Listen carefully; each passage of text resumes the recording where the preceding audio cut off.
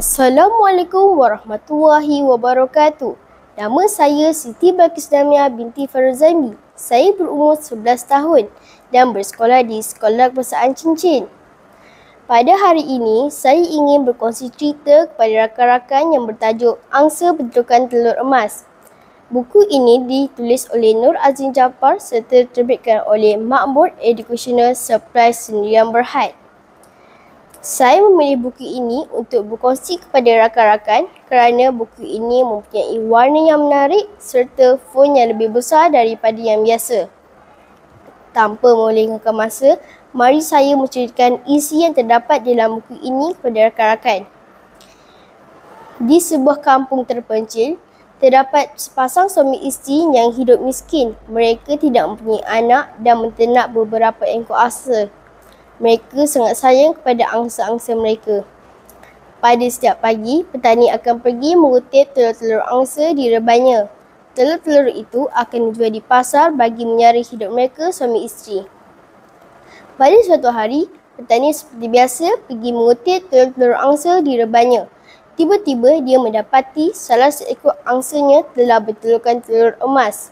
Dia sangat terkejut lalu berteriak memanggil isterinya. Apabila isterinya datang, dia menceritakan kejadian itu kepada isterinya. Isterinya sangat terkejut mendengar kejadian itu.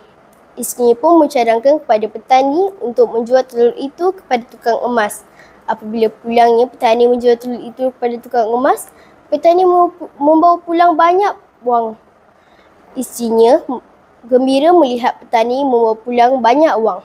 Sejak hari itu, angsa itu telah bertelurkan telur emas pada setiap hari.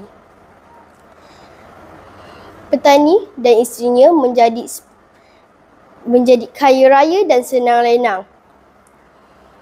Lama kelamaan, petani menjadi semakin tamak. Dia ingin kaya lebih cepat. Dia ingin menyembelih dan membelah perut angsa itu. Tanpa membuang masa, dia pergi ke rebah angsa lalu menyembelih dan membelah perut angsa itu.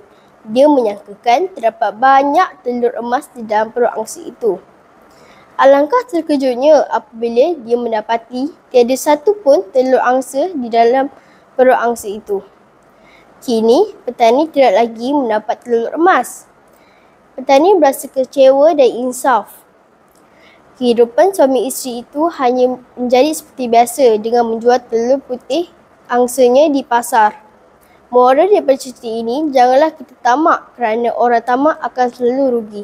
Sekian, terima kasih dari saya Siti Balqis Damia binti Farzami. Jika ada umur yang lebih panjang, dapatlah kita berjumpa lagi.